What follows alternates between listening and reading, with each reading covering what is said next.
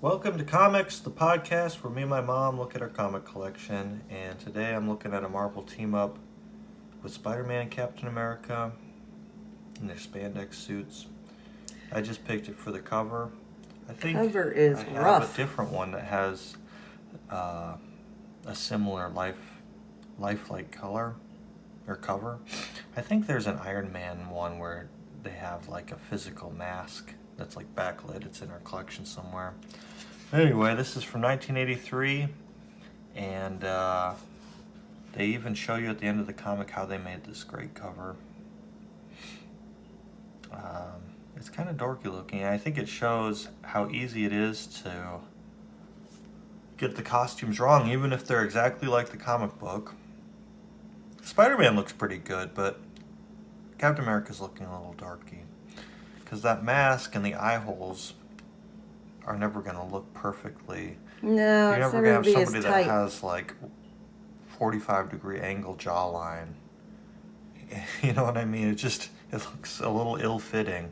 It's coming down over his eyes a little bit. It's a little cosplay, but It looks like his mom made it. yeah. Well, some of the cosplays are really impressive.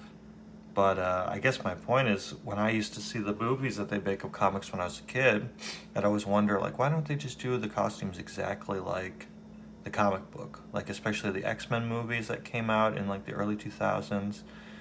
Didn't necessarily follow that, but it kind of makes you realize if you do a literal translation, it can look pretty goofy, too. Yeah. I mean, yeah. obviously this isn't a Hollywood budget costume, but I don't know. It looks too shiny to me. Looks a little loose around his neck. Yeah, the boots look like they're built for comfort, not fighting. Yeah. They look like they're for putting on a show. Yeah. Spidey looks small in comparison. I it's know he's a weird how teenager, you can but see like how it was cropped or whatever. yeah. There's always a It's little like a halo bad Photoshop. around. Yes. Before they even had Photoshop. There's always a little halo around a figure that if you don't grab that in Photoshop, this was before, granted, but it really shows. It really shows the editing. Yeah, I remember seeing this, my mom buying this and thinking, that is the cheesiest cover I've ever seen. Well, it got me to read it, so it's Yeah, not that bad. yeah. I mean, I'm ripping on it, but in a affectionate way. I think it's a cool idea. I think they're a little too small too. Like if it was zoomed in where their figures were just a little taller and closer to Yeah. the letters, this weird negative space where like, oh look, it's a realistic building. Well, I think Except they're the trying angle's to. kind of a little off. The angle is off. I think they're just trying to reinforce that gritty, If gritty one of these city. guys showed up to save you, though, would you really have that much confidence in the costumes like that? The flat color of the inside of the comic makes their costumes look so much cooler than the Yeah, lighting on this like spandex. And yeah, it takes away, yeah. But it's a cool idea. It's a cool It's idea. unique, that's for sure. It would have been cooler if they committed fully to it and they said, for this issue, every panel's going to be a photograph. Oh my God. That would be a lot of work. This one's called Sweet Temptation. It's about Spider-Man and Captain America both saying no to temptation. It's written by J.M. DeMatteis. He was the scripter anyway. It's funny how sometimes it's credited differently, I've noticed. Like writer or scripter or something, it makes me wonder, does that imply that it was like the overall story was suggested by J.M.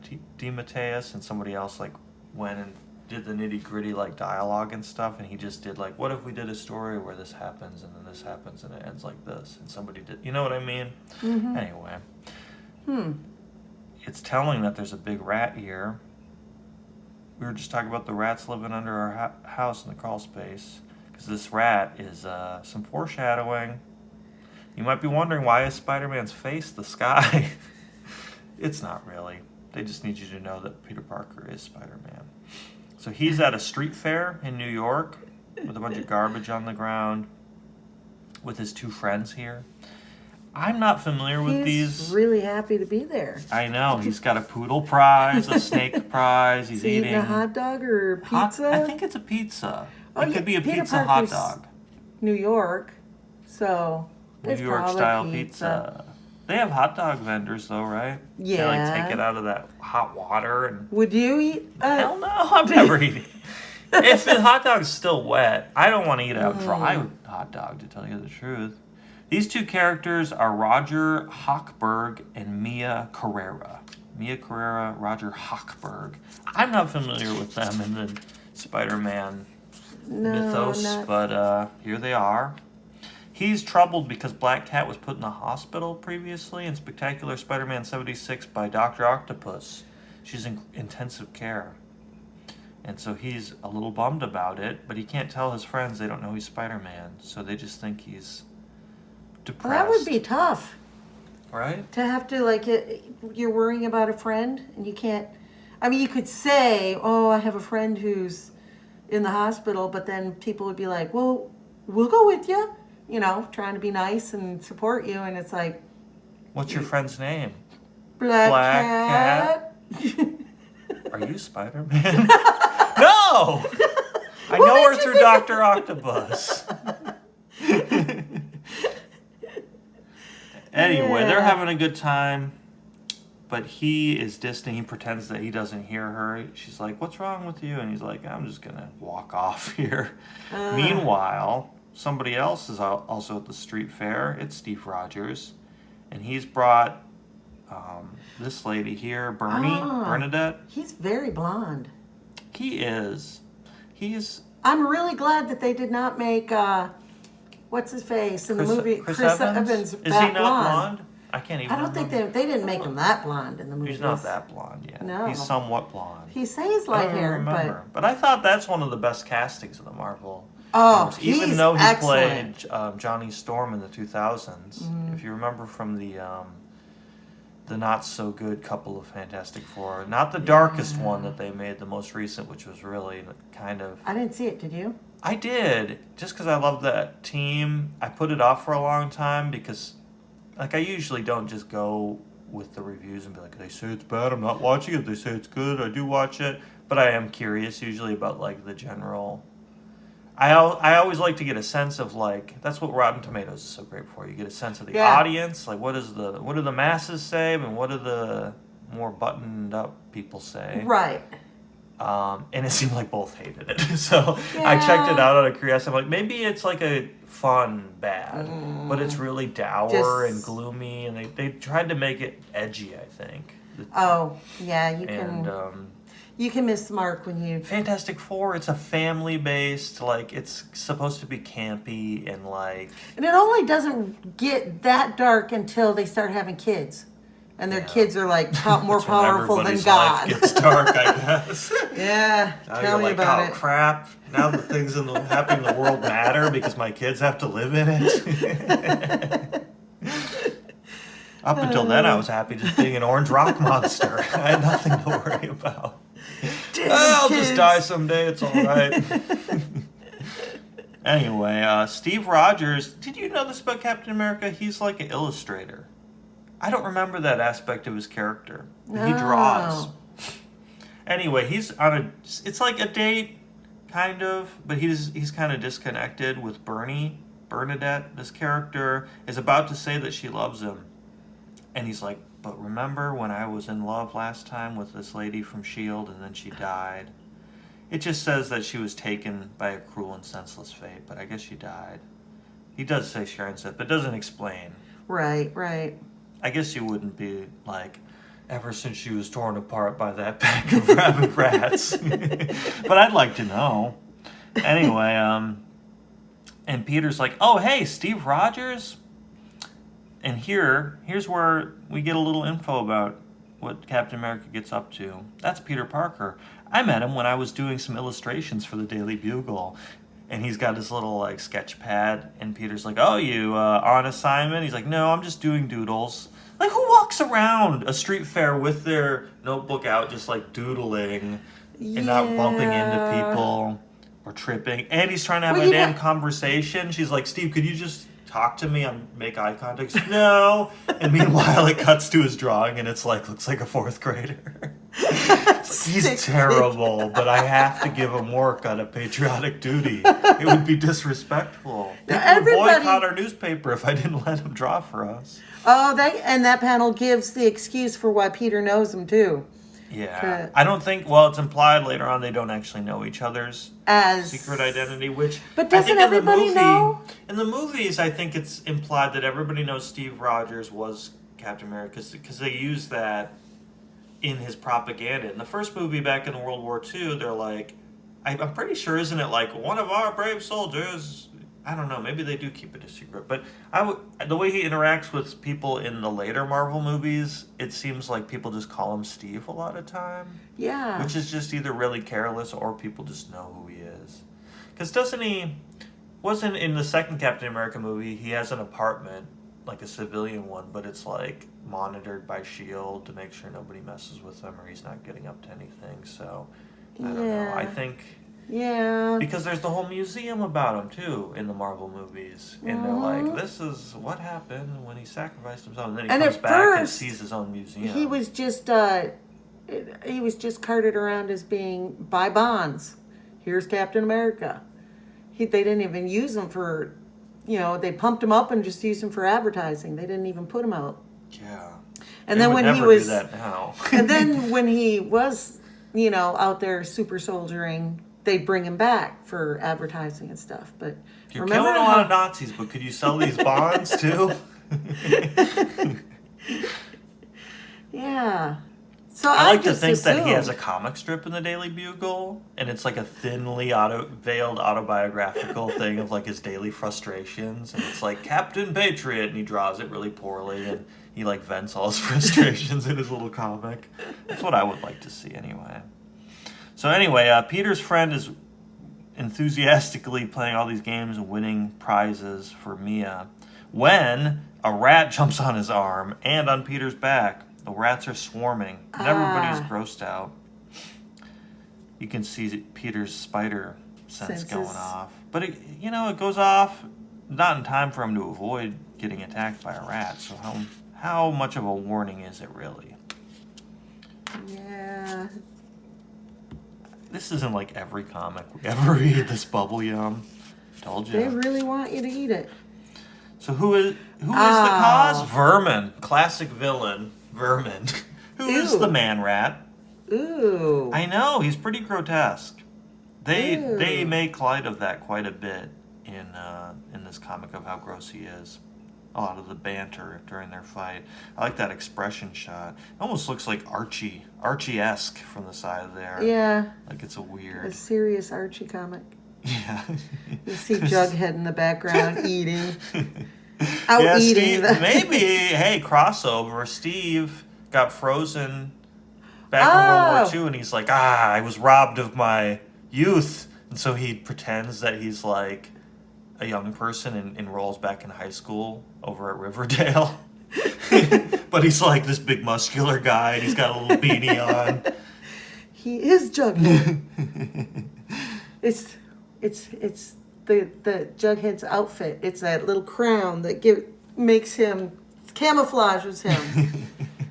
Why are his eyebrows so dark if he's so blonde? He's a bottle blonde, I think. Oh, a lot of people are. I had a roommate in college that was like that, super blonde really? And then black eyebrows. It was his name? Unsettling. Captain America.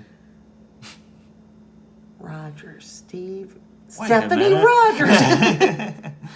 That rat is something else. That's a dog, and he's eating a piece of pizza. Oh, that's one thing about Vermin is he mainly controls rats, but he does have a posse of dogs. I see. Because I think maybe the writers were like, well, rats are gross, but like they can't like rip into your jugular and kill you. I don't know. So did you see Ben? Ben the rat? The movie? I don't think so. Ratatouille? No, the one with the Michael Jackson singing the theme song, Ben. I don't think I remember that. It's scary? It's unsettling. Is it a horror movie? It's a scary. It's with Michael Jackson. He sang the music. He sang the theme song for. How did it go? You don't want me to sing. You're a rat. It's like I think I remember that one. no, it's like a really calm song. It's like da da da da da da da da.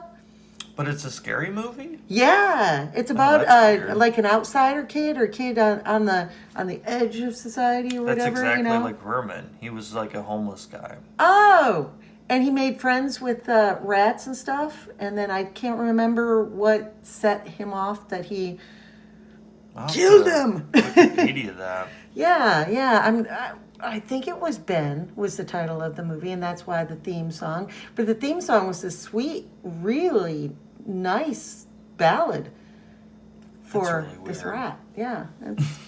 At least he got a dignified song. Yeah. You don't have to play up his. And I mean, grotesque and the rat qualities. loved the kid too, so it was, or the guy. So That's what happened to the Vermin. He was like on the fringes of society, and Baron Zemo was like, "What if I made you into a rat man?" He's like, "Okay, sign me up." But he actually hates Baron Zemo for doing so. I'm just being silly. He hated Baron Zemo, and that's when he met Captain America. So he's like, I've dealt with this rat guy before. Stand back.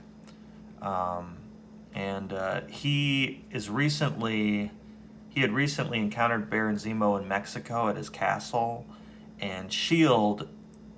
was coming to rescue. They thought they were coming to rescue Captain America, but he actually kind of had like a plan, and I think he was pretending to be subdued, but they blew it, and Baron Zemo could escape, even though they thought they were saving him. So the problem is Steve can't express emotions to this lady because he can't get over the death of his past relationship, and so he's like, "Get out of here," and she's like, "Okay, I'll be waiting." the way they draw her is really pathetic. I'll be waiting. She does know that he's Captain America. Okay. I don't think I clarified that. So she knows. She's like, okay, he's got to run into the men's room. And I love this next panel. He's like, well, it's not the best place to get changed, but duty calls. And then they come out at the exact same time. That's excellent. That's excellent. It'd be better if they had like a piece of toilet paper. And considering trailing. the last Spider-Man comic book that we read, he was rushing to the bathroom. Yeah, there we go. So this one happens right after that. He's like two birds with one stone. I have to get changed, and I kind of had to go anyway. How many times do you think you're in the public bathroom and next to you don't even know is a superhero? So peek under if you see those red boots. They had just met last issue, it says. So they're double dipping on the Captain America Spider-Man team up. Yeah, that poor guy's like, God, it smells terrible in here. What did I do? Jeez. Superhuman, super stinky. And you know what? Vermin's just trying to get food. That's the whole thing that makes, even though he's gross and one of his gimmicks is that he has a lisp, he just holds his S's out because it's like, he's not a snake or anything, but they're like, rats would do that too, right? Like they hiss, I guess. That's what the writers were thinking, I think. They had to give him like a characteristic because he's not, he's not an A-list villain. I don't think I'm being too hard on him when I say he's not your Doctor Doom or your Dr. Octopus. He doesn't have a doctorate even. He's no puppet master. Yeah, he's not. So they make him steal baguettes and apples. These dogs, I kind of feel bad for these dogs getting battered around by Captain America's shield. Whoa. They're just trying to be loyal to their master. Is a dog ever really evil? I know. Yeah. Nazi dog, I guess. Maybe. You could train him to be less Nazi-like. Yeah. That's always one thing. If the villain has henchmen that are animals, it's hard not to feel bad for the animals getting beat up. I just don't like that's animals a good getting point. hurt. I don't mean to be overly That's sensitive to these that's fictional a rough, animals. That's a rough panel to see, because the whole thing about comic books before the Marvel Universe was in the cinemas was that it was little movies in your head. Yeah. So that's a rough panel. One thing they really play up is how gross the villain is, because they clarify in all these text boxes. They're like, well, they might not rip his flesh off his bones, but there's a primal dread, like a revulsion that they inspire in these two guys. So they're, Captain America and Spider-Man are a little taken off guard, even though you would think that they would be able to beat the crap out of this guy in 5 seconds. They gotta play it up and be like, "Ooh, Right. it's so gross." So, Well, I think it's because the rats and mice, they're so fast moving. yeah. One time when I first moved to the city to go to school in Boston, I remember taking out the garbage at my first apartment there, my only apartment there, I guess. And I plopped it into the big bin, and out scurried these huge rats in the back alley outside the building, and they were the biggest rats I ever saw. I'm sure we got big rats where I grew up, but I never really saw them. It was gross. It's like, oh, it's that close to our house. It's Ugh. like the size Were they like of cats? a wiener Like dog. Ooh, In the that's length, too. big. Yeah, they were long and skinny. No, I'm just kidding. But they were big. They were big. They were probably the size of, like, a fat bird. Or, Wow. like, they were probably the size of, like, a chubby kitten. Okay. I'm trying to think of a Yeah, comparison. Those yeah. aren't very useful comparisons.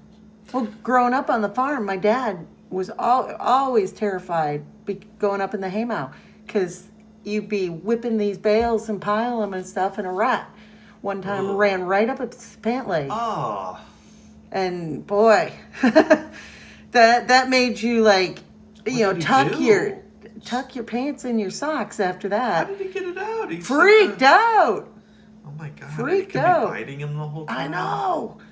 So Well, maybe I'm not giving Vermin credit here. Maybe it would be pretty scarring. for to deal regular with all people, this stuff. she's got her pant legs are. Yeah, she knows what's up. Well, Captain America hoses down Spider-Man here. I like how small the text is here. Thanks, Cap. A lot. He's all like, He's freaked out by he's it. freaking out a little bit. And then in turn, Captain America dives in this really awkward angle. I like the way his hand comes through the panel gutter, but it's a little tilted weird to me. Anyway, Spider-Man subdues the dogs in a pretty that's non-violent good, way. okay. He just traps them in a web. And then he's like, I don't know. I guess he's like, these dogs are not rats. It's not thematically correct. Let the rats follow Vermin away. But these dogs, you're not the dog man. So all these rats squee away. They all say squee, squee, squee, squee, squee. That one had a really long one. And they're talking about how gross he is, basically. What is it with that guy, Cap? I've faced slime in my day, but he gets the Golden Sewer Award. Vermin is like some human bacteria spawned in the gutters and back alleys of the city. If there ever Jeez. was any decency, any dignity in his soul, it was bled out of him years ago. It was bled out of him. I like how cold Captain. He has no empathy. He's like, that That's- bastard was trying to steal all the food at the street fair. He hasn't. I bet all of his decency was bled out long ago. That's awful. I know.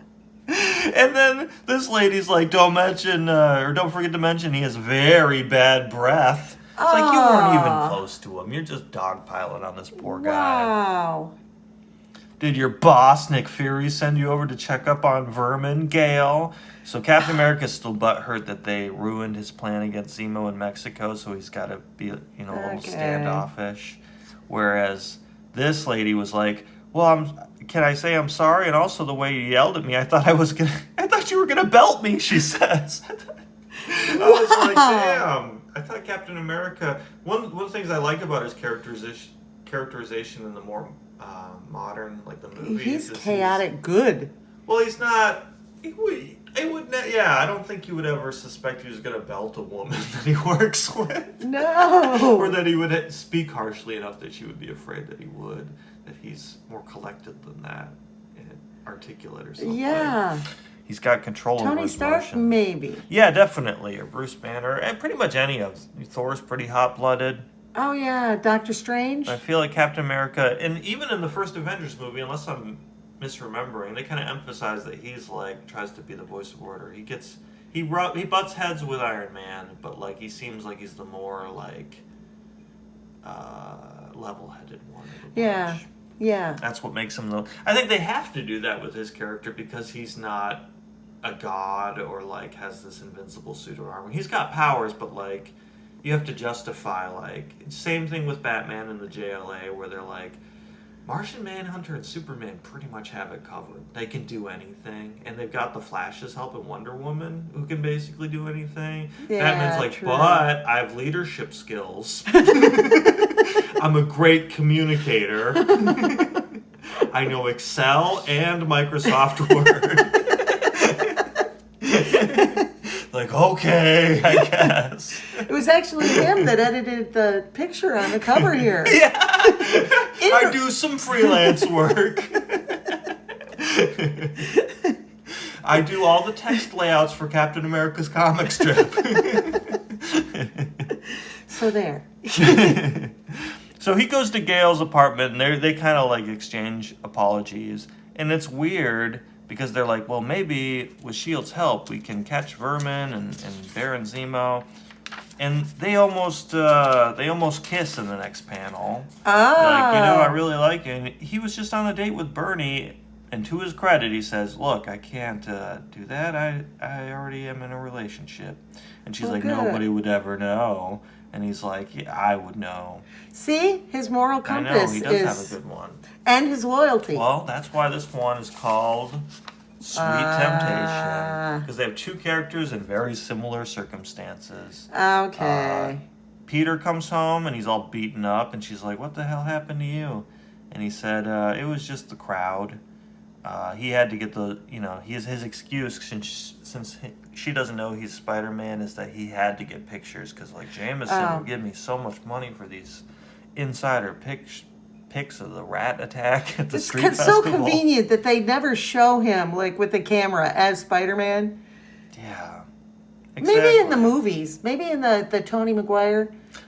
Or Tobey Maguire. I think Tony. I remember him because he would like web his camera up. Yeah. I think they do that occasionally in the comics too, where he like, I think maybe it was the Andrew Garfield one. Wasn't he taking pictures of the lizard in the sewer? And that's how he got his I have to watch those movies. It would be fun to watch them all In a row. chronologically. Yeah. Compare them. It's been a while. I liked Andrew Garfield. I was a little upset that they passed because Tobey Maguire was, I thought, the perfect Peter Parker. Yeah, I think he's my favorite. I really do like the new one. What's his name? Not Andrew Garfield. I can't think of his name right now. He does a great job. He's excellent too. Yeah. It was nice to see them bring them all together, as we all saw in that movie. That was one of my favorite recent Marvel movies. Was the Spider-Verse. Yeah, that was great. Anyway, he has a similar situation where Bernie, who is I think she's in a relationship with that fellow who's winning all the prizes, is like, oh, maybe I'll touch his hand. But they're listening to the radio, and they're like, oh no, the Vermin has holed himself up in D'Agostino's grocery on 8th Street. And he just wants food. He's stealing all the baguettes again. And so he's like, this is a job for Spider-Man. I'm going to go beat the crap out of this hungry Vermin man. You would think that, like, all the grocers in New York City would get a hold of this Vermin guy and say, look, if you control all your rats and everything and keep them out of the garbage, we'll give you our food that doesn't sell. And restaurants could do that. And say, you would think Vermin, being a villain, would have just done that the reverse way. Yeah, if you want to clean, be a shame if some rats came and crapped all over your grocery store. You might want to give me that baguette over there. But he just takes things by force. I don't think he's very smart. So he ushers her out. He's like, oh boy, isn't it getting late? I better take a shower, get out of here. And it was nice seeing you. And he's like, I can't believe I almost fell to temptation, but I'm worried about Black Cat. That's what my real priority is, just like Captain America had a similar self-thought. So they both make a good choice, and he's going to D'Agostino's grocery, and the police are like, go kick the crap out of him. Look at all the police. I don't think Vermin is impervious to bullets. I mean, they do point out earlier in the comic, Bernie was like, don't you think you can let the police take care of the Vermin to Captain America? We don't ruin our date. And he's like, well, look at how good of a job they're doing. But it's just one guy gets smacked away. You think this whole like stakeout, I don't know, they probably got snipers and stuff. He's just a rat, man. You could just shoot at him. I'm not saying that. So he doesn't have any other power.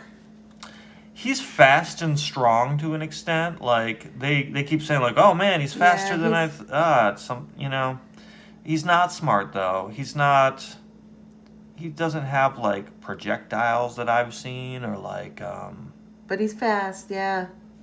I don't even know if he has a tail, does he? He doesn't have a tail like a rat. You think that would be helpful? He could hit people with it. Oh, Spidey.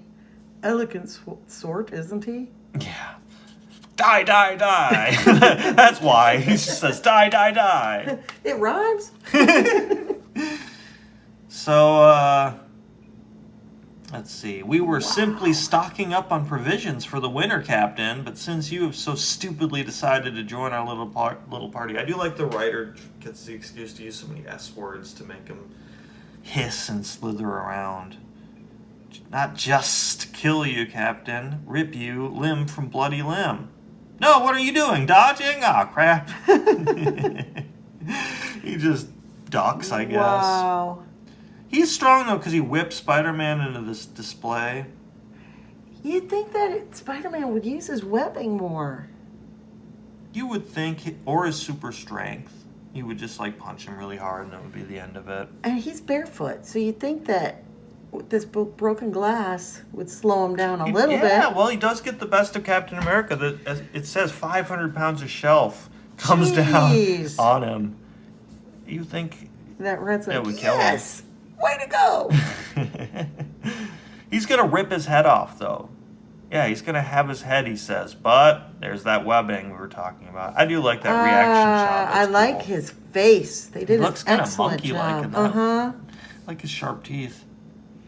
I don't like how he throws his minion, though. You know? Yeah, what the hell? I mean, jeez. All right, he's done for me. Good for morale. He's done. I'm done with him. I wish he would have, like... I wish they would have come up with clever ways for him to use those rats during the fight. Like, they could all assemble into a big rat that... I don't know, that's kind of cliche, but something where, like, they had little formations or something. Yeah, you'd think... But like you said, he's not a bright guy, so... No, he just relies on the gross factor, mostly. So finally, he whomps him. That's how you defeat him. You distract him, and then you punch him really hard in the face and tie him up. Well, see, typical bad guy thing. That his minions wanted to come in and help. He threw him, no, I want his head. Yeah, so, he got greedy. Took his eye off the prize. I guess Captain America has really strong bones, too, because that 500 pounds did not paralyze him or cut him in half. His super strength applies to, like, taking damage, I guess, too. He must have some amount of durability or something. We'll have to look it up in the Marvel Handbook. I just rebagged all of those. Oh, really? I've got a couple of them, too. I thought that would make... It's tough to do a podcast episode about that because they're so different from a...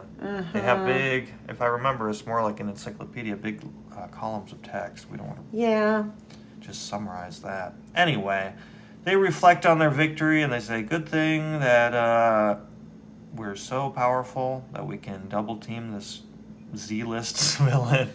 I think that's the thing that's so remarkable about the story is how it takes two super powerful A-list characters to beat up Vermin, who you would think would just get demolished in a second by either one of these guys. We have Black Cat's floating head to remind us that there's a long-term, stay tuned for next time for this long-term narrative. Will she live? Will she die? Will Captain America run into Spidey in the restroom again? Will he forget to flush the toilet again? That's creepy. That is creepy. I didn't even notice that before. Kill, kill, kill, kill. So yeah, I guess he doesn't really have the mentality to be like a manager and train his rats. He's just, he's pretty single-minded. He's just Mr. Swarm. Just, wow. It looks like Spider-Man's going to run into the Vision in the men's room next issue, so... That would suck if you're doing a number 2 and Vision like materializes through the wall. Do you have any toilet paper? They're out over here. This hand comes through. Oh God. So this is behind the scenes. I think I mentioned this. A cover is born. So they're like, why did you do this? Bet you thought it was easy to make this simple task sound so confusing. So I won't go through the whole essay here, but it's kind of like No, that's the really history. Because we have this Dazzler and the Iron Man downstairs, as I mentioned, where they do a similar photograph. There's one of somebody dressed up like Dazzler.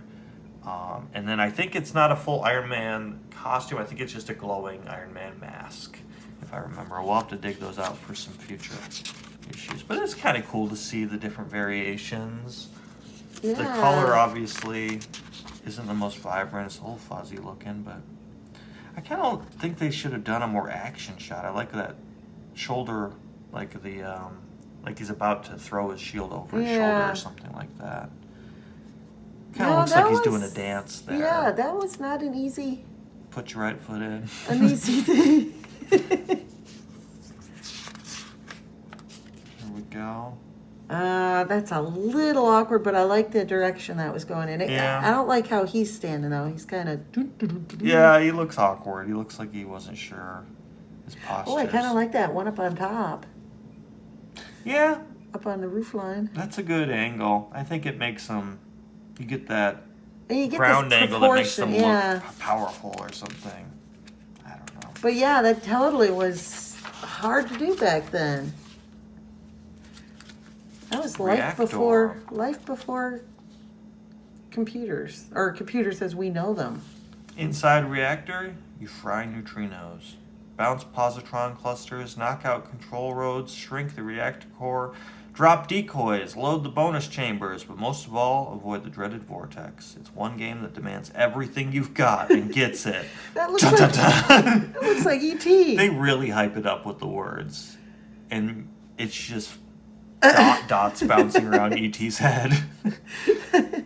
Reactor, Parker Brothers version of the intense arcade game. You can't help but get into it. I don't For your remember Atari Video Reactor. Computer System or Sears Video Arcade. I don't think I've ever played either. It certainly doesn't. I'm willing to bet it doesn't feel like that. Right. It- There was an arcade game. I remember. I cannot find what it is, but you would. It was at was it Mr. Donut in Marquette? Oh yeah, What was the donut place, or was it? It wasn't whatever the donut place was. We would go there when we were in college, and there was Was it a Huron few Mountain Bakery? way before that. Oh, okay. And they had upright machines. And you'd go, and have coffee, donuts, play. And there was one, and you started at a planet, and you were like in space, and then all these spaceships or stuff, meteors, all this stuff would come at you, and you'd have to shoot it. And then all of a sudden, you'd like be pulled in to farther into the universe, and you'd be at the next planet. And I remember that you'd go from planet to planet because it was always the joke when you got to Uranus.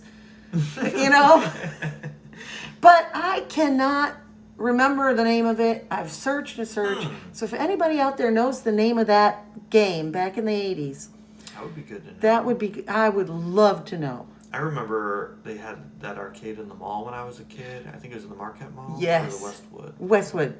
Must have been the Westwood. Wait, no, it was in the Marquette Mall too because they had the theater there. Oh, you know what I'm also thinking of? I think they had in Shopko, they had a small arcade, didn't they? Yeah. And I think that might have been the arcade where I played the old school Star Wars console game where you're like an X-Wing fighting in the Death Star. But it's very, blocky graphics. Like that. They were fun though. That was fun. The Outsiders. I was going to do an Outsiders a couple weeks ago. I'm glad that you picked one. So you get around to it. I hesitated because I know that I like to pick these out of these weird little books. Yeah, but they're more niche. But I really liked this nasty cowboy and this guy's head coming.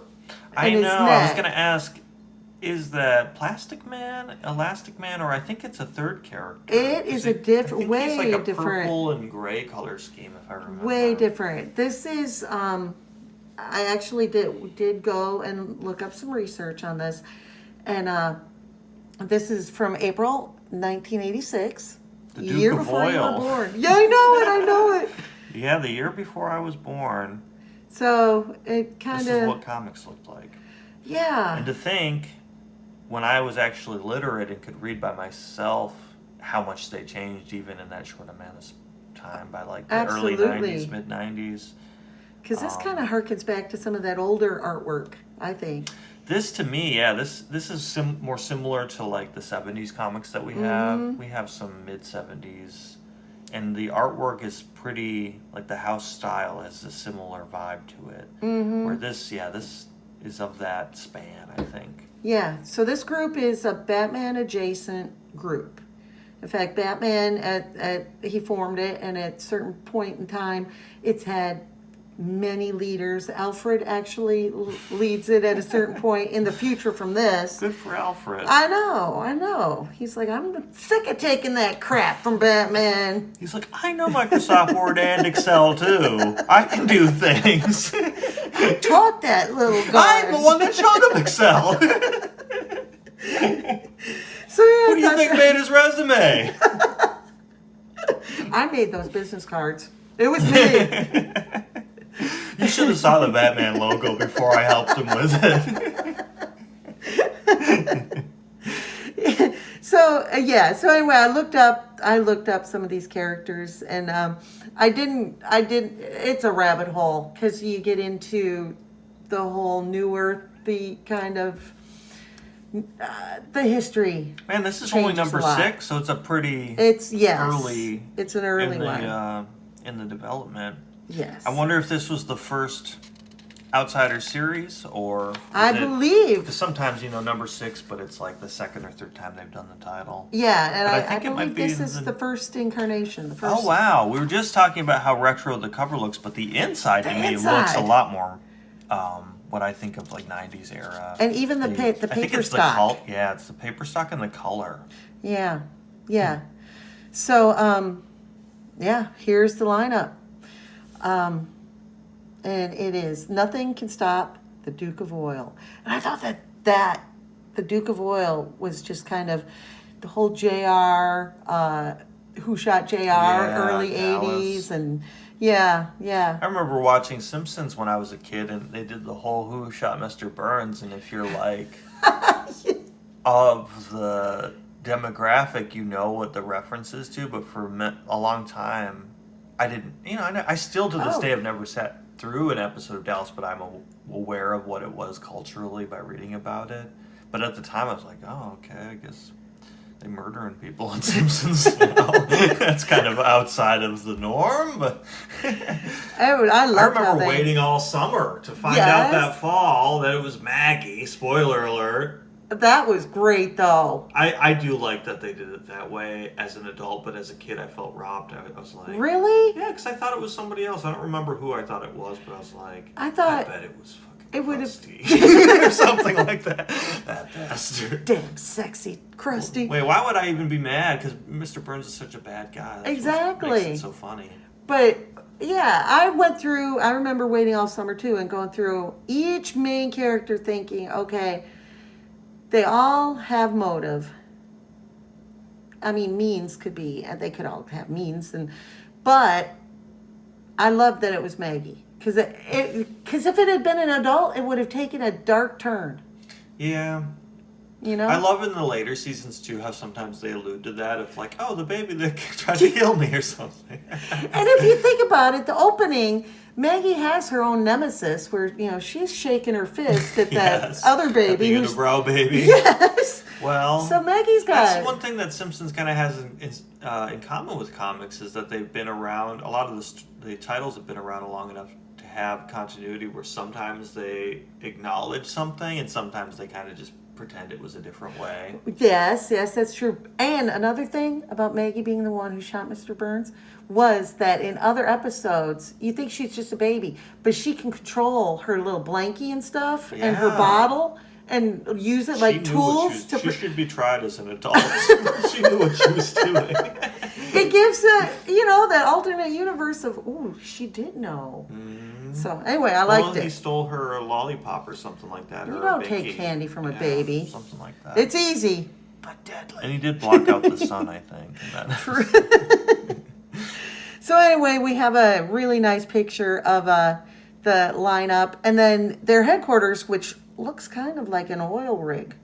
Which I couldn't tell. Is that their headquarters, or is that where the villain's going to be, and they're going to It is, because when you look, the Outsiders versus their own headquarters. Oh, okay. It's all the work of course, Duke of Oil, which is, we'll get to it. We'll get to it. Duke of Oil. And so we these colors are so deep. They're compared to the last comic. Yeah, especially color printing came a long way. I think in just a couple years. So it or maybe opens. Just the budget's changed. I don't know. It opens with the scientist and the young royal member, Prince Brian, going to pick up a visitor. And that visitor is an oil man coming to Markov Feller. Oh, this I'm sorry. his Feller Baron, isn't a fellow. Brian Markov. He's Markov. the prince, and reminds me of the vampires in Magic the Gathering are Markovs. oh, that's interesting. He kind of looks like a redheaded Norman Osborn because they always texture Norman Osborn's I know. hair like His that. hair is creepy. The whole vampire thing, because or is Norman Osborn one of the team members in this group in the future, they go to that country because he's the prince of. They go to his country, and because it's been overrun by vampires, and she becomes a vampire. Huh. So that's a weird coincidence. I wonder if Markov is like a. Maybe it's in Dracula, so they give it a little shout out or something. Maybe there's a reason that people pick that name to associate with vampires. Maybe one. Yeah. I don't remember it from that novel, but. So anyway, he comes and he's the typical American, Texan cowboy businessman, and he's just, I'm Earl J. Dukeston. Call me Duke. You must be that Markov feller. And he's like, Brian Markov, Duke. Duke. Did they forget to color this part yellow, or is there something in? Probably a pane of glass, maybe. Yeah, maybe. Looks a little weird. Because in the lights here, they leave some. And then he goes, and this is Dr. Helga Jace, the designer and operator of our project. And she's just, charmed, I'm sure. He's Helgi. He wants to call her Helgi. Yes, if you must. So they take him back. They get in their helicopter. They've got a McDonald's branded helicopter. They go get some chicken nugs, and he's taking everything in, but he's just an American who's sent there to check out their project. And they get there and they land, and he goes, "We have? I thought we landed." And he's like, "We have," and they go down into the building, their headquarters. He does not know it's anything other than this place where scientific experiments are taking place. So. And they have a jet and a little tank. And everything's. It's like a tow tank. Yeah. And so he's looking around. He's like, ain't there nobody around but us? And they're like, "Oh, this way, Duke. Let us show you around." So they take him and show him the station Markovia, which... Wait a minute. Dr. Jace the mind sculptor from Magic the Gathering. It's almost like they knew what magic was going to be like years before those characters even existed. Somebody at Hasbro read this comic. These names are awesome. Yeah. I do like this, though. I was reading a comic the other day that had a little cross-section of a base. I always think that's a cool idea because I know when I was a kid, I would really check those things out and trace your finger along it. I wonder if they went here and then they ran around here. The elevator. I would definitely do stuff like that. And I would try to draw my own. Yeah. I think I found some old drawings, and it looks like there were things that when I was a kid that were like bases or like video game levels or something. Yeah, and it shows here that there's a tube to the mainland. Foreshadowing. Are they going to use the tube? Secret entrance. These are just tubes to the depths of the ocean. So that one goes to the son of Satan. I like it's this what deep sea equipment stored over here. Main power plant. That's good to know. Men's though. room For Spider-Man. Here's the sauna. So there.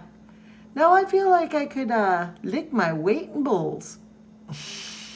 And I read that completely wrong the first time. I'm gonna lick them, like fight them. Yes. They're really playing up the dialect. Yes, and the prince is like, shall we begin the tour of our installation? Duke? Oh, the storm cloud. It's very like anime.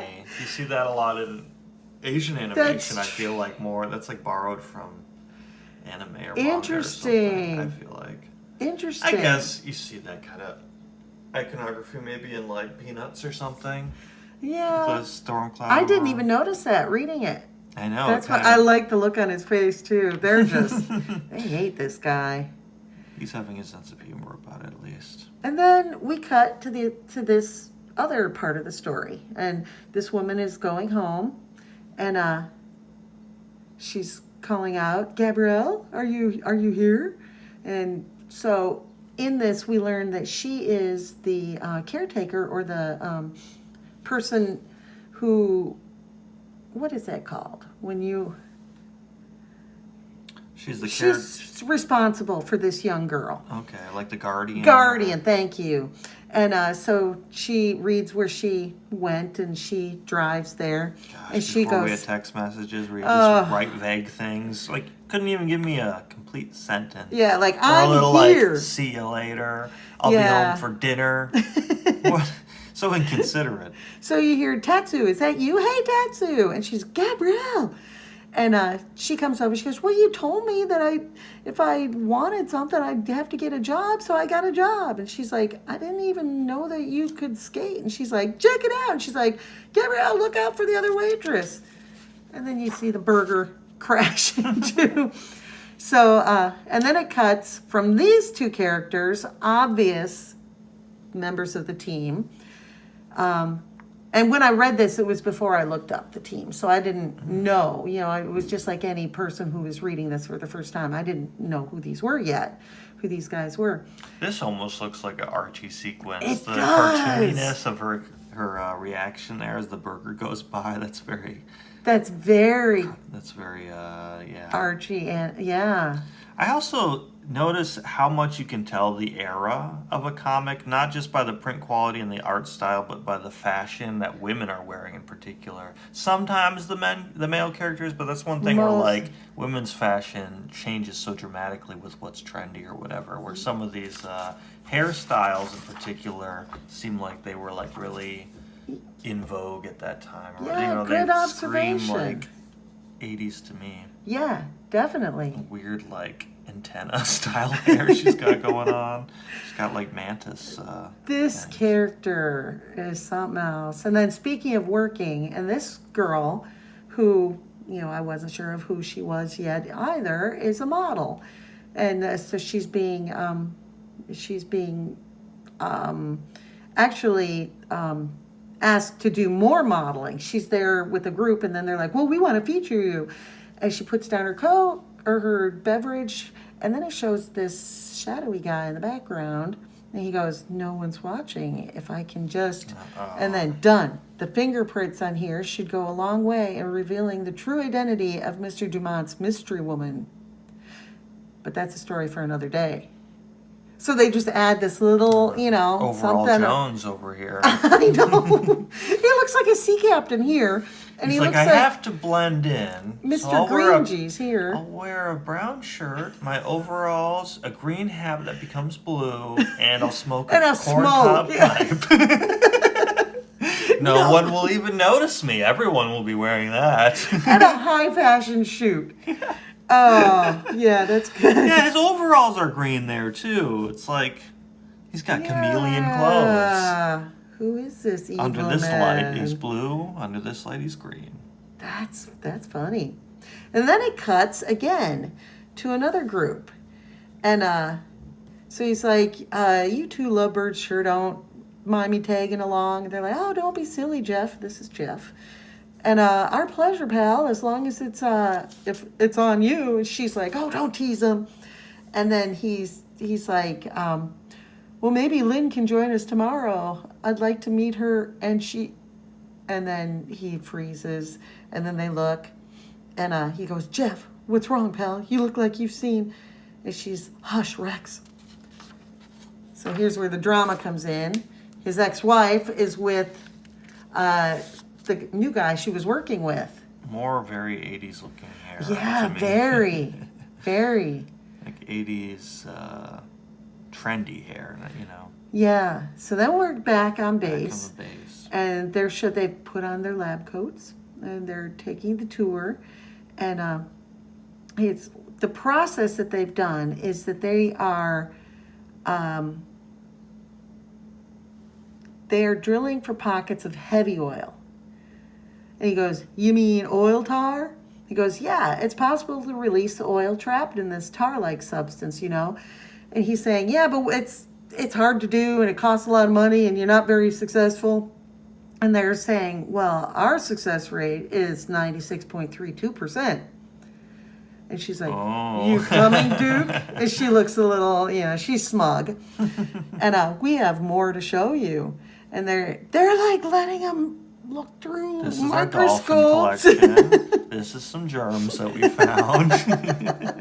Help yourself.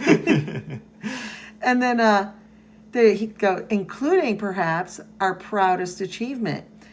And what she's done, she's been able to synthesize gold or extract gold from seawater. And he's tarnation. She's doing alchemy. And so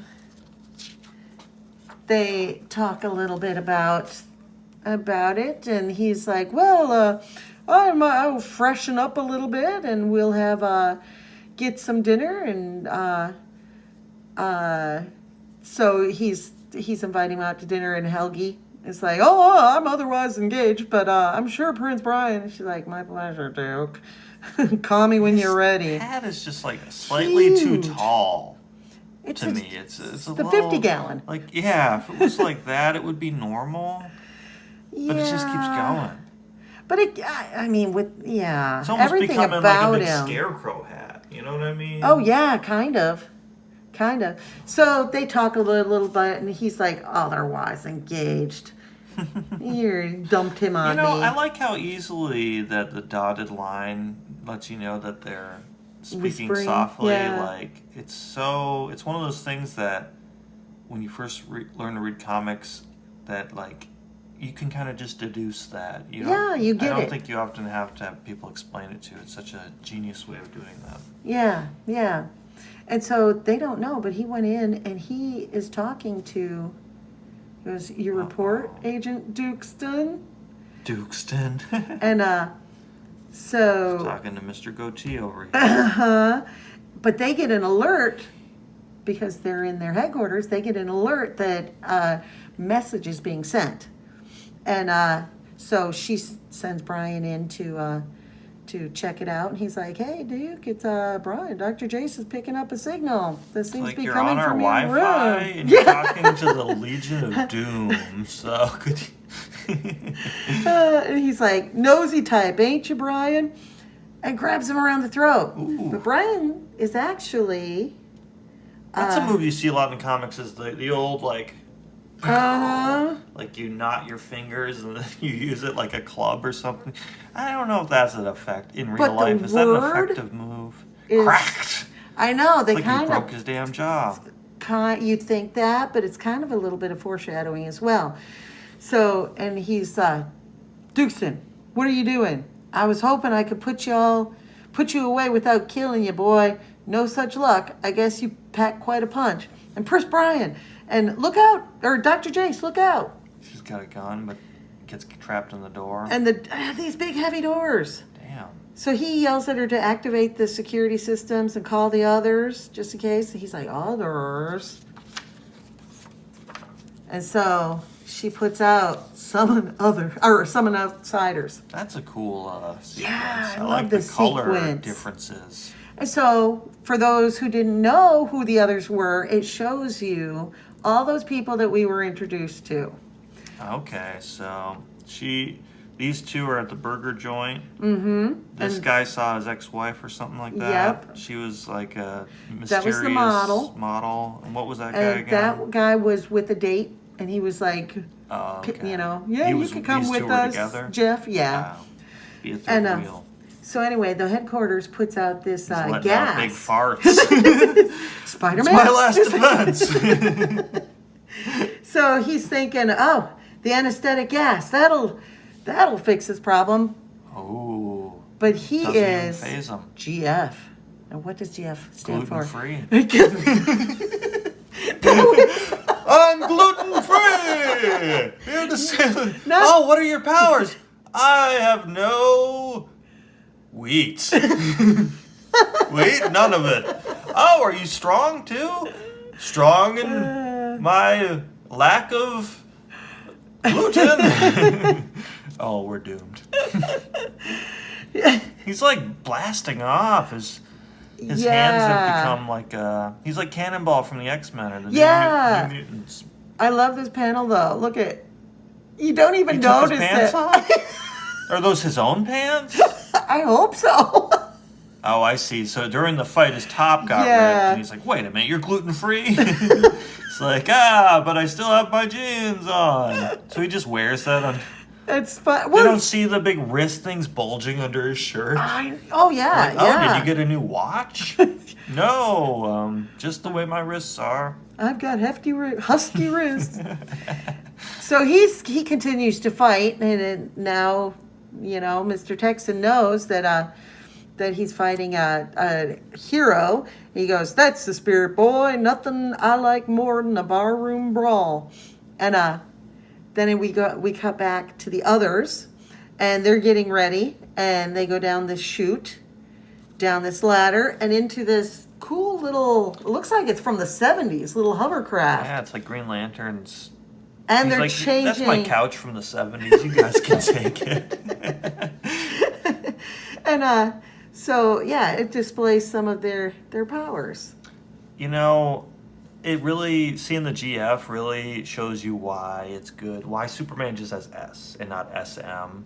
For some reason, it really dilutes the icon to have two letters stand for your title or your superhero name. There's something that's just having one big letter stand for you. It works. Brevity works. Yes. It looks awkward having two. It's like, well, at that point, why not just put the whole word? Add an O and an L in your golf. So they do a little. It shows that they still have some humor. She's like, "Gabby, dear, what's that interesting perfume you're wearing? What's it called? Eau de cat's up." I love this character's color scheme. I remembered the purple and gray, but I didn't remember he also has like brown on him. Yeah, he's That's cool. Every element. And Black Lightning, didn't they make a Black Lightning show recently? Oh! I haven't seen it yet. I don't know what platform it was on, but I think I remember hearing about it. Oh my God. See, I don't remember this group. This was, what did we say? This was 86, and I was just getting out of college, so I wasn't even visiting home very often. So this was during that time when I wasn't reading comics anymore. Oh. So I'm not familiar with this group. And so I love this panel, how it just takes off. And he's That's like... That's really cool. This little side view. Yeah. He's, "Sorry, Metamorpho. I'm letting that stuff with Lynn get to me." It's also cool that they have this little chute go through. The gutters, become part of the map. That's cool. Oh, that's really cool. So we cut back, and he's still fighting. And finally, he's down. If I can just press my advantage. No! He picks up this big metal door, and Damn. it's my turn at bat. This is a great panel. Yeah. It just whips him across the room into the wall. And look at him. Easy peasy. Puts his hat back on. Damn. About time. Now for the other troublemaker. And he goes, she ain't in there. But what's that? And so he sees them coming off of the screen. And so he floods the shaft that they're coming up. Oh, no. Remember and so they get there. He floods it with oil. And then just as they open it, he ignites the oil. Whew. So check that panel out. Yikes. So that it's like the panel in the beginning, but they don't show the fire on the cover. And that's crazy. I know. I mean, really these guys look like they're dying. And I love how she's showing her power and yeah. And this is tragic. Once I learn more about her past, this is a tragic panel. But then he goes, just like one of my big barbecues down on the ranch. And now, Helgi, where are you, darling? Uh-oh. And Oh, so it's going to he be comes. a cliffhanger? Yes. He comes. He goes, there you are. She's holding something Good old behind her acid. back. Good old acid. So Always got to have she some flings handy. it, hits him in the face, and human, there's lots of things you can call me, Helgi, but that ain't one of them. Not anymore. Damn. So next Borrowing issue. from Terminator, maybe? When did that What's movie left come of the out? Outsiders? Is that like Terminator. 89? It's very Yeah. Terminator looking. But yeah. Or it makes me think there's Cyborg Superman. It has like that half Flash, half, or the character Cyborg, I guess. Well, when I was reading about the characters and the heroes, I read his backstory as well. And his story starts that he was an oil man, but he was the kind of guy who would cut corners and, not keep up on maintenance and stuff. And so there was an explosion and he was caught up in it. And the next thing he remembers is coming to, and scientists had transferred his brain into this robotic body and said, well, you're going to work for us. And, when you're done, we're going to make you human again. And so throughout some time and some failed missions and some fights and stuff, it comes out that because he always holds on to that hope that he can become human again. That's the thing that keeps propelling him. Is any part of him human, or is this His all brain. just a mask? Just so his his brain. whole So he body, thinks except for his brain. His brain is in a this machine. robotic, in this So machine. how could he's going to steal somebody's body? Yeah, I know. That they're going to grow back, they're going to clone, they're going to get his body back. And then It seems like it's such a common trope in comics and movies and stuff where like they're trapped in a robot body and then they want to be. You think Well, it's that like they the wouldn't want thing. to do that in the first place because they saw a movie where that happened and the robot always regrets it. yeah. But they never do. They always enact the trope. But the whole story is that he woke up. He didn't Yeah, I choose guess to he be didn't in it. choose. So Right. It's like RoboCop though too. oh yeah. I don't think he chose. They're just like, But they're let's like, just hey. bring him back. This one, we got the opportunity. Let's do it. Yeah. But then, anyway, to his doom, he discovers or overhears that he actually does not. Something happened, and what's her name? The woman with the sword. She slices his head, and there's no brain in there. Ooh. And he realizes that he was never. He's just a complete robot? He's no part human. He goes insane. I feel And like that I just destroys him. understand why. So but that's more in the future. That's not Gotcha. like next issue or Well, whatever. spoiler alert if you really wanted to see what happened to the Duke of Oil. Oh, that's a great Isn't that Metamorpho. awesome? Yeah, the element. Metamorpho. Okay, that's a great picture. Every element. He looks so happy. I know. And his This is story the image I always sad, think too. of with the Outsiders is Batman all pissed off and they're like, "Well, sorry." And it's like, "I'm out of here." Well, it's funny because when I didn't was study reading Microsoft Excel to put up with this shit. when I was reading about these other characters, this redhead is so. Her powers are that she can control thought. She can, make control people, people's thoughts? Well, she That can seems powerful. implant like visions and Yikes. she uses her looks. You know, it's like all based on like what her job. And it just seemed, Supermodel. yeah, it just Oh, they're seemed doing like real a joke. trite, kind of like, who is your audience for this? But she's the one that becomes the vampire. Oh, really? She becomes Yeah. evil, or is she just No. a good person who happens to have vampirism? And you know, when you go on the wiki and you start looking at their origin stories and start looking, all of a sudden you're like from origin to you're involved in their life, Yes. and then it ends real quick. Like, You're like, oh, I guess then I you know know too everything that much. happened Yes. to that character. Oh, do you get a second part? you get That's like a little more cartoony. I like that version of Metamorpho. That's great. I wonder who. Let's see. And Jim Angle and Mike Barr. yeah, That's Mike cool Barr to have a and Jim different Angle. character. I'm so used to seeing the B or the mini story be a completely different character, like Huntress within Batman's world, or like, like let's see what Captain America's up to after a Daredevil story or whatever. It's cool to see the same team but different creative people behind it. And they're playing against an evil team. With a cobra with a baseball cap.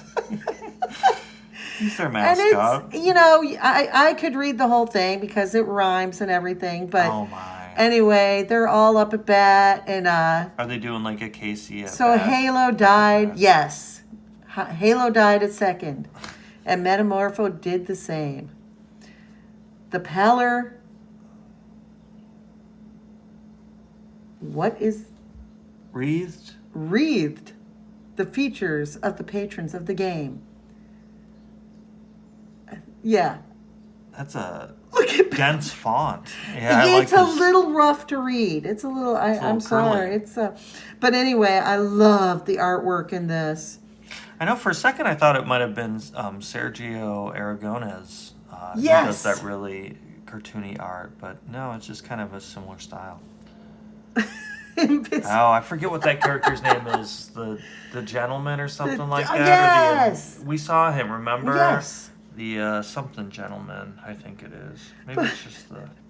The droopy Batman is hilarious. But basically, they're all watching their hopes and dreams of an outsider's victory, and he obviously bet on it. And I love how they drew him though.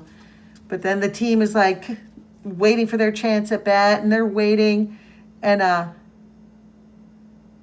what's his Geoforce. Geoforce, yes, thank you. GF is. And they're hoping that he can get the bat. And as each one goes up to bat, she slices it in half, slices him in half. Ooh. So yeah, it shows off their powers in humorous ways. And they're hoping that Geoforce can get up to bat, and he finally gets up to bat. Batmind is there. Oh my gosh, yes. Swamp Thing. Oh, who is this? Who the heck is that? Droopy Dog? No. What? I can't tell. Looks like a dog though. It does. I love Dog it. taking a sip of Batmind's drink. I love that bird there too. Yeah, that's cute. Aquaman. They really chimp? exaggerate the male Captain characters' America's chins. hiding in there. They'll have big butt chins, long chins. Yes, they do. The artwork is just great, though. I love it. So anyway, he gets up to I like bat. that panel layout too, to have that big central circle. Yes. Geoforce, mighty Geoforce, was advancing to the bat. Love the way the balls intersect in the panel gutter Oh, too. yeah, that's cool. nice. It's fun. Yeah, they did a great job with it. Everybody's excited. Got one of the council guys from the Green Lantern Corps or whatever. Oh, yeah. A lot of Easter eggs. Yeah, Maybe there that's are. Gandalf and Garfield are there. Hagar the Horrible's there. Shazam. No way. Spock. I don't know who that's supposed to be. Nemo. Or Poseidon, I mean. Yeah. I don't know. I don't know who this bird guy is. I think some of them must just be anonymous cartoon people. Could that be Amethyst? It really looks like her, and maybe a Swamp Thing, and A Plastic Man? yep, there you go. Not sure about the monkey. Yeah, I don't. Must have been fun to put a bunch of little shout outs. Oh, yeah. Groucho Marx is there. Yeah, it's kind of like the Sergeant Pepper's thing with having so many different famous figures you can point out. I love this. So anyway, they're excited. They're going to win, even if they just get one hit against him. I love how they drew Cobra. And Makes him look jerky. so he lets the ball go through. And With the he's snake being... wrapped around it. That gum line. Ugh, that's funky. And he's just like, he yawns. And even Eve, the umpire, said, strike one. Then you got everybody. Yes, it is Casey at the bat. And you have everybody in the stands. I love that Batman's ripping his own mask off. He's so mad. Bizarro's there. Who is this? And I love that Bizarro's happy when everyone else is angry because he's opposite. I'm not sure. I think he's one of those.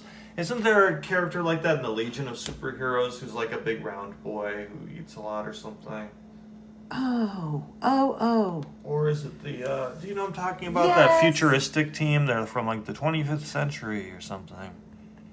Martian Manhunter. He's got like a boo-boo on his head. You know, a bird pooped on his head. I thought it was a bandage for a second. Poop too, but maybe it's from the hot dog. Oh, he's coming for the hot dog. Oh, I see. Yeah, it's probably some sauce. He's got his big frowny face on. That's funny. There's the gargoyle. And then kill the umpire, shouted Jonah Hex in the stands. The Penguin's there. It's like he's the bad guy. And the Joker, Darkseid is there. He growls. And with a smile of heroic charity, young GF's visage shone. He stilled the rising tumult by his calm manner alone. Silence or else. And he singled once to Cobra and once more to the spheroid flew. Once more the spheroid.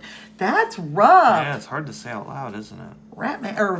Vermin couldn't do it. Yeah, Vermin should have been. No one He's would doing a understand Rubik's it. Cube, and people are like, fraud. getting the way upset. their heads look like it's coming out of his shouting mouth there. Yeah, look at how intense they are. And so he throws. That expression's crazy. He throws this. Throws like a it's gonna depth charge at him. And let me see here. I and love now that the picture air. of Batman's giant smiling face as he kicks this guy off a roof. I think his chin is the biggest and squarest. So, and now the air is shattered by the force of Geo's blow. Oh, somewhere in this Neverland, the sun is shining bright. The Man of Steel foils crooks. The Batman makes wrongs right. And in the past, Easy's rock stands as Nazis he does rout. So they even they Sergeant bring Rock. everybody coming in. You think Batman just thinks he has a vow to never kill and he's accidentally killing people left and right? Good thing I vowed never to use lethal force. And there's just like guys with broken necks in the background. It's like, you'll be fine. I don't kill. He is dark. And they show, He's kicking him right off the roof. He's- I hope he swoops down with his grappling hook to catch him at the last second. But there is no joy for Cobra. Lucky Geoforce struck out. He didn't actually hit. Oh, I see. So they're putting a spin on it. Uh-huh. If he had hit it, It would have destroyed, He would have killed the everybody. whole country. So He's anyway. like, why are they celebrating? I'm terrible at baseball. And I was really... Is that what Casey at the Bat is? Is he so arrogant that he's not paying attention for the first two? Because he's like, I'll hit it in the third and wow everyone. But then he misses and that's... It's been so long since I've heard that poem. I think we listened to it in elementary school. I have to admit, when the first story ended on a cliffhanger, I was like, what is this? But this really charmed me. I always enjoy it more than the A story. Yeah, I thought they did a great job. The artwork is magnificent. I know, I really like it. You could go back to any one of these panels and just see stuff in the background, and they had fun making it. crazy. You can tell that they put a lot of love into this one. Yeah. He's running It grenades. might be flying. a silly one, but we're going to try to knock it out of the park. It was, yeah, they did a good job. Excellent job. And then Ooh, I love this. that version. Look at this cover. It's Yeah. nice to see a different version of his But speaking character of design. creepy boots, though, look at I that. think that those vertical lines are a little more effective at making him menacing than Oh. what we saw. I guess we just didn't get a chance to see that part of his character design. But right. yeah, that big backbone and the long leg, like reinforcements. That's Yeah. cool looking. But knowing his future fate, it gives me a little bit of empathy towards him, but he seems unstoppable. When they saved Cyborg's body and gave him all this extra stuff, similar to this villainous guy, do you think they're like, well, we have your shoulder and armpit? It's like, oh, great, you can put it back in my arm. It's like, about your arms, neither one. Didn't get them. Do you still want an armpit? Did you want your We have upper the thighs? pits. Yeah, we have your leg pits. We've got your armpits, half your face, and your chest, but not your nipples. That must suck for him. And even this, he's got like these little thin reinforcement things on the sides, like they just fill in gaps there. We're like, we got Yeah. a lot of your thigh, but we're gonna have to use these stripy things. Or is it for fashion? Fashion. I mean, yeah. He's like, I'm 75% robot, 20% man, and 5% fashion. Yeah, but it was, it was something that I wasn't that excited Oh, a Ray to read. Bradbury novel but I ad. liked You don't it. often see. Oh, it's a graphic novel. I'd love to read Frost that. and Fire. I didn't know about even it. know Ray Bradbury did a graphic novel. That I might be a didn't fun either. one. Oh, it's by Klaus Janson, who worked on Dark Knight Returns with Frank Miller, and some Daredevil we need stuff to they get did that. together. I think that would be fun. I I was gonna say you don't see novel advertisements much in a book, but it makes sense. It's their own creation. That I sounds remember really cool. being about I like the art. 8 years old on summer break and discovering Ray Bradbury and read book I after read book. The Illustrated Man on your recommendation. We got it from Peter White Public Library. Yep, I got And all his from the I think library I read it that right summer. around the time I dyed my hair for the first time. It was around that era in 7th grade or 8th grade, where I bleached my hair and I dyed it green. Green? And Yeah, then it was just kind of yellow for a long time. yeah. But I remember reading it in computer lab.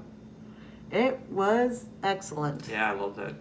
He gets all the credit for Fahrenheit 451, which is good, but his short stories are really, really good. Too. His short stories are the I best. almost enjoy him more than that novel. Mm-hmm. Anyway, yeah, I really enjoyed your comic, and yeah, just to go back to our point, just a few years away from mine, right? Mine was Yeah. 83, and yours is 86. Yep. I guess different budgets and different technology can really change the way a comic book looks in 3 years. Yeah. Yeah. So if you liked this video, just hit subscribe and like.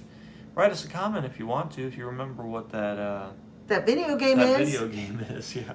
Thanks for watching.